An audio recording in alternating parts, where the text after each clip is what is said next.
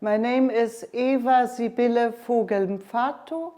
I am a theologian from Germany, and for the past 10 years I have served as Europe Secretary of the Lutheran World Federation based in Geneva. And I have initiated this process on seeking conviviality, reforming community, diaconia and life in Europe. As Christians, we have a calling in this world. We have a God who has created this earth so that all humans and nature can live together in a sustainable way. Our Europe over the past years has been shaken, first by the economic crisis, which has led millions of families into difficulties for their existential survival, and this in all regions of Europe. Even in the rich western part, we have hundreds of thousands of children living from social assistance nowadays. As Christians in the Lutheran World Federation, we have said to each other, we must respond. As Christians, we must find a solution to assist our churches to respond to the crisis. We have a gospel that tells us to go out to the people in need, to those seeking their daily food, those seeking justice and recovery of human dignity.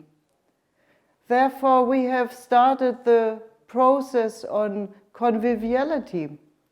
Conviviality means the art and practice of living together as neighbors, as sisters and brothers, knowing each other, valuing each other, and valuing the resources that everybody is bringing in.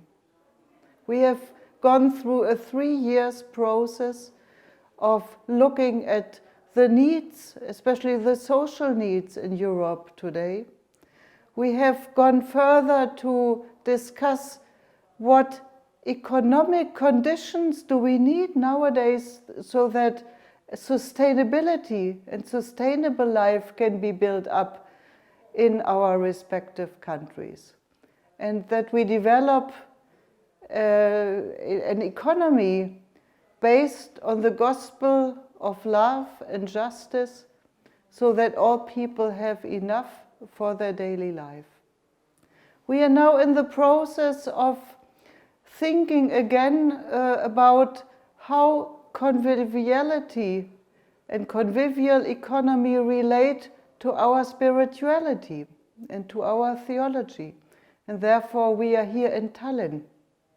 And now this year we are so much challenged by the crisis of migration, which has become a crisis of Europe, of European solidarity, and a broader crisis of solidarity with our neighbors outside of Europe. What does conviviality mean today in this crisis?